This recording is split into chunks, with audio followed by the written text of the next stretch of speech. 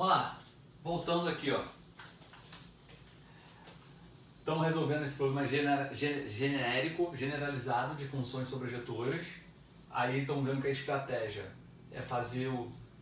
Vou calcular o número de funções sobrejetoras, pegando o total de funções e tirando o que eu não quero. E aí, para calcular o que eu não quero, que são as funções que não são sobrejetoras, eu vou usar a seguinte estratégia.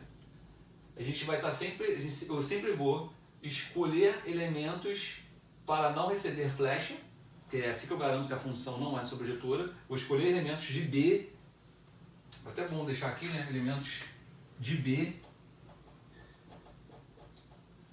para não receber flecha e deixar os demais livres. Esse que é o grande lance, deixar os demais livres. Aí você vai entender o que eu quero dizer com isso ali quando eu for desenvolvendo as coisas. Então, primeiro passo, eu vou escolher exatamente um cara no conjunto B para ficar sem flecha. Ele não vai ter imagem, não vai fazer parte da imagem, e os demais eu vou deixar livres. Então, garotos, como é que eu faço isso? Primeiro o desenho aqui, né? O desenho. Eu tenho aqui o A, vamos supor aqui que eu tenho um A, aqui eu tenho um B.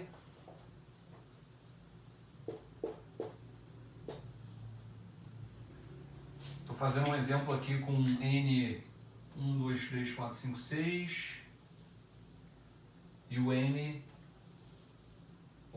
o M é 6 e o N de navio é 4.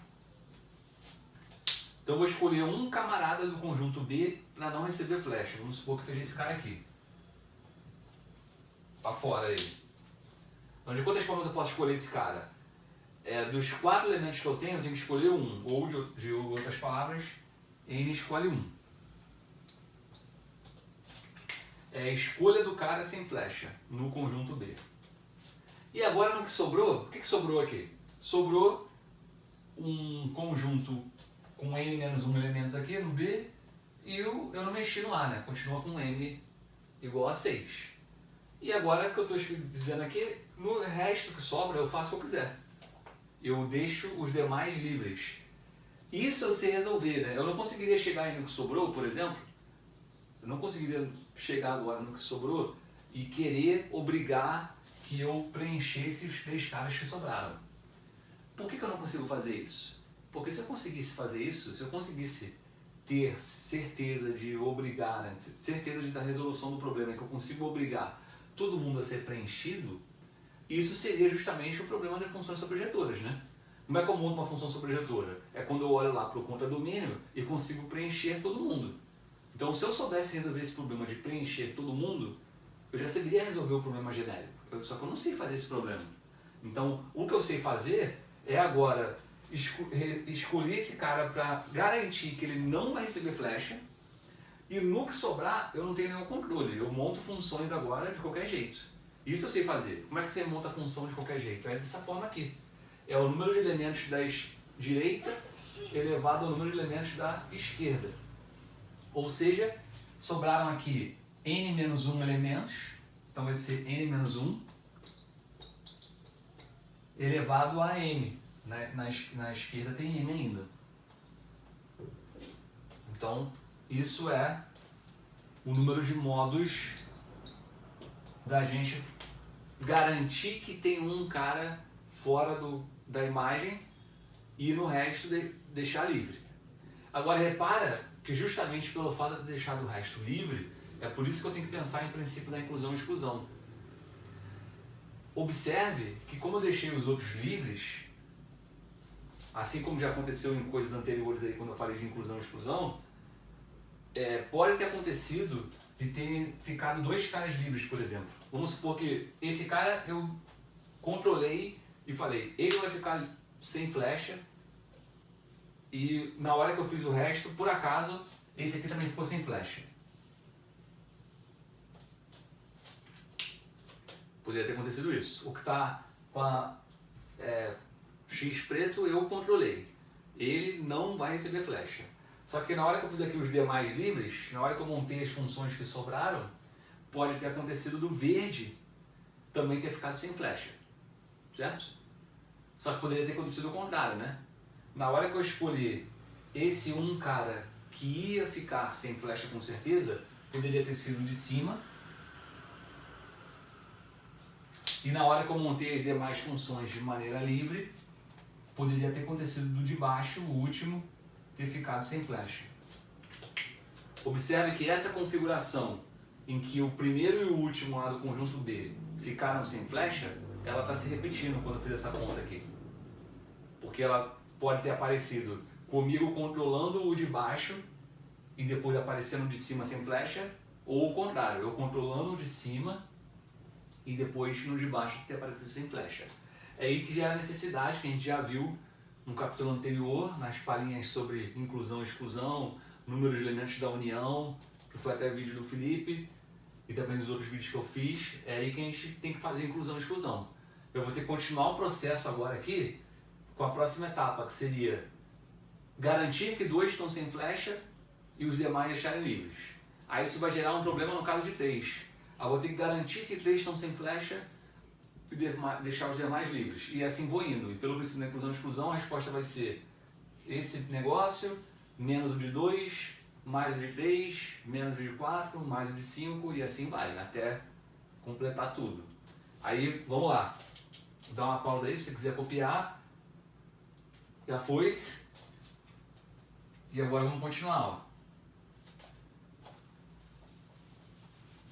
E agora eu vou ser mais rápido também. Segundo caso. Segundo caso não, né? Segunda etapa. Eu vou deixar 2 sem flecha e demais livres. Como é que eu garanto 2 elementos de B sem flecha? O B tem N de navio elementos. Então, dos N, escolho 2. Se eu fizer N escolhe 2, sobraram N menos 2 elementos, né? Eu tinha N, tirei 2, sobraram N menos 2. Aí agora, para esses N menos 2 elementos da direita, do B, eu faço as funções com os N de Maria elementos de A. Quantas funções me sobram? N menos 2 elevado a N. Esse é o número de funções em que eu consigo garantir que 2 elementos estão sem flecha e os demais não. E os demais estão livres, quer dizer, perdão, 2 elementos sem flecha e os demais livres. Como é que seria o caso de 3? 3 sem flecha e demais livres.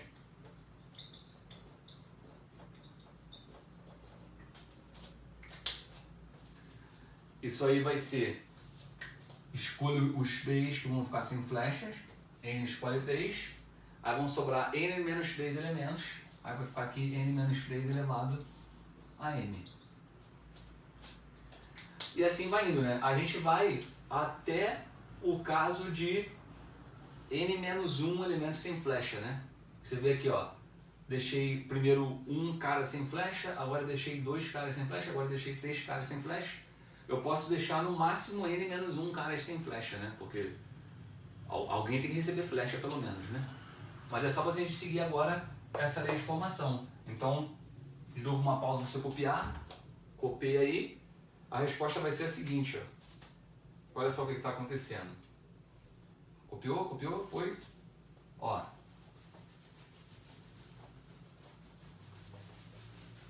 O que eu não quero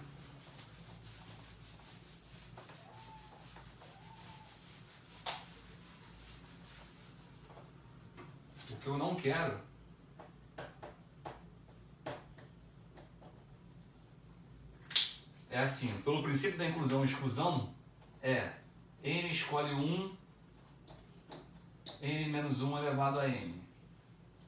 Aí o caso de 2 a gente tira, menos N escolhe 2, N menos 2 elevado a N. Aí o caso de 3 a gente soma, mais N escolhe 3, N menos 3 elevado a N. Caso 4 a gente tira. E assim vai indo. Até que vai chegar uma hora que vai ser, aqui eu não sei se a mais é menos, vou botar, deixa aqui, depois eu boto o sinal. Até que no final vai ficar n escolhe n menos 1, ele está subindo aqui, né?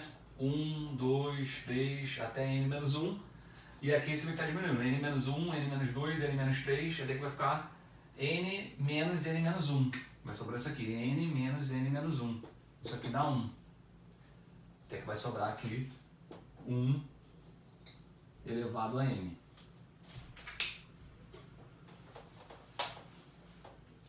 Isso é o que eu não quero. A resposta é o total de funções menos isso. Ou seja, finalmente, a resposta vai ser o número total de funções, que é n elevado a m, menos isso, n escolhe 1, n menos 1 elevado a m, mais esse, n escolhe 2, n menos 2 elevado a m, menos esse, e assim vai.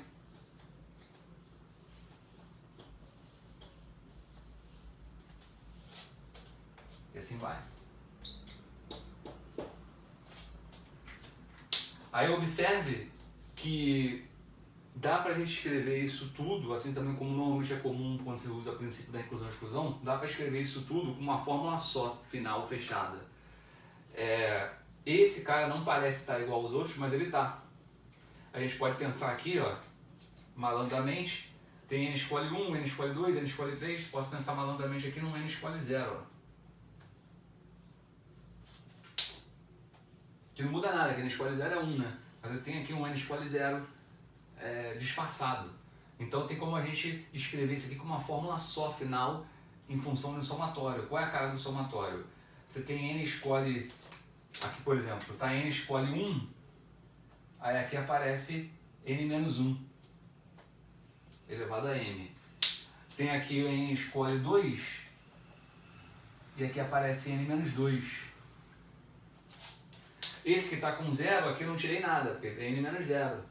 Então, no final das contas, a gente pode fazer o seguinte, ó. Copia de novo, parou. No final das contas, eu tenho o seguinte.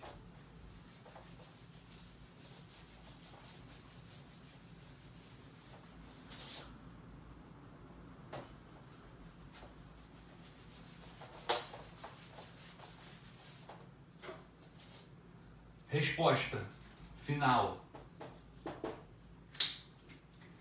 é um somatório de k igual a 0 até n menos 1 de n escolhe k vezes n menos k elevado a m. Isso é a resposta final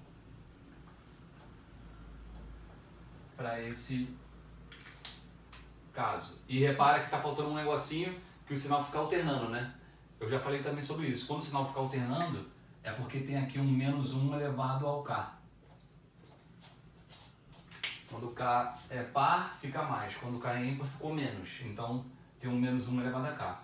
Isso é a fórmula final, resposta final para o problema de funções sobrejetora. Lembra que eu falei que o problema de função sobrejetora é um problema bem difícil? De fato é. No caso geral, a resposta é essa. Beleza?